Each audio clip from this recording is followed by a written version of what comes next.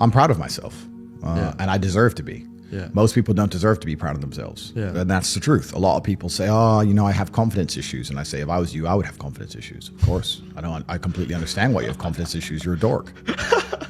But we have to be realistic here. We have to be absolutely and utterly realistic, because the world is brutal and it's harsh. If you're not proud of yourself, you probably don't deserve to be proud of yourself, so you're not going to feel happy. And you just talked about confidence. Confidence comes from competence. The reason I'm confident is because I'm good at everything. Right. I'm good at everything I do.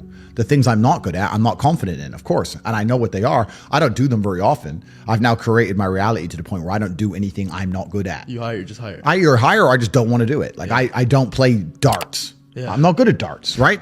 I do what I'm good at. Yeah. So yeah, I'm absolutely and utterly confident because I'm absolutely and utterly competent, and that takes practice and discipline and motivation, and you need to fail a few times. You need to get up. And like I said earlier, when I learned my entire mindset in professional fighting and chess, the two combined, that's how it comes down to. And when people say, oh, I have competence issues, usually I can look them up and down and say, yeah, if I was you, I would completely and utterly struggle with competence issues. Because the world is competitive, and there's men like me on the planet and friends like mine on the planet, and you're competing against us for money, for girls, for status, for resource, and you're going to be destroyed and decimated the entire time. So of course you have confidence issues when you can be annihilated in real time by the competitor. Yeah. Why wouldn't you have confidence issues? You'd be psychopathic not to. Yeah, that makes sense. So maybe that unconfidence is a good motivation for them to actually. Well, it's supposed to be. Yeah. This is the thing that I don't truly understand. If I'm unhappy with something and I'm uncomfortable with something, I fix it. Yeah. That's endless motivation, which I don't truly believe in as a concept, but that's endless fuel for the fire. Right. If I was unhappy with something about myself, regardless of what it was, I would be able to take all of that discomfort and turn it into endless energy to get the problem fixed. Yeah, exactly. But these people seem to It's okay to be unhappy. Yeah, well, these people seem to sit and say, I'm really unhappy with X, but then stay doing X. So I don't believe they're truly actually unhappy. What you'll notice if you live life long enough is that somebody will sit and say to you, I'm unhappy being a loser. You say, why are you a loser? I just sit at home and play video games 7 days a week. And you're like, okay.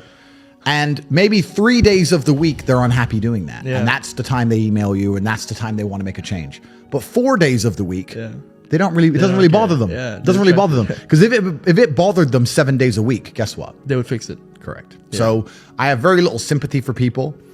And that's not because I'm not a nice person, but it's because I've been so hard on myself, and I've been through so many things that were difficult, and I've been through so much pain and trauma myself, some of it self-inflicted, some of it given to me by God to make me a better person. But I've been so difficult on myself. It's very hard for me to look at somebody who's refused to be difficult on themselves and see them as my equal or feel sympathy or pity for them. Why would I feel pity for somebody who took the easy route when I took the hardest possible route? Yeah. I took the hardest possible way to be the man I am, and you were too big of a and now you want me to feel sorry for you? I don't feel sorry for you. Yeah. I don't feel sorry for these people. And because as a man, you can be anything you decide you want to be.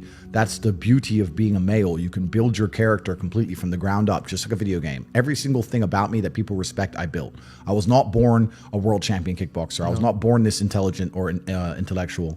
I was not born this rich. I was not born this strong. I was not born this confident. I was not born this interesting. I was not born this charismatic and humble and gorgeous and tall and strong and sexy. I was not born none of these things. I became these things myself. So I deserve all the spoils of war.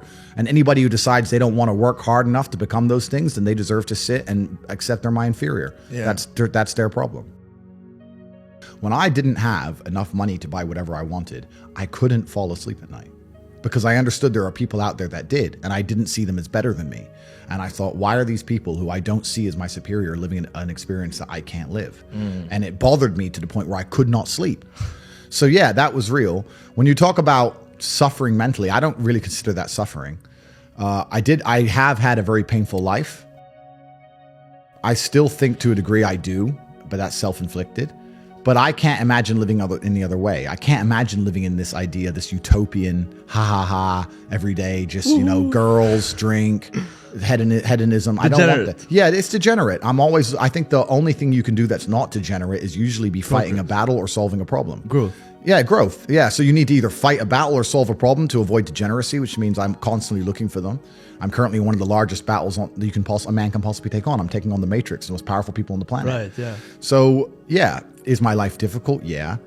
Am I complaining about that? No. In fact, I'd hate it for it to be any other way.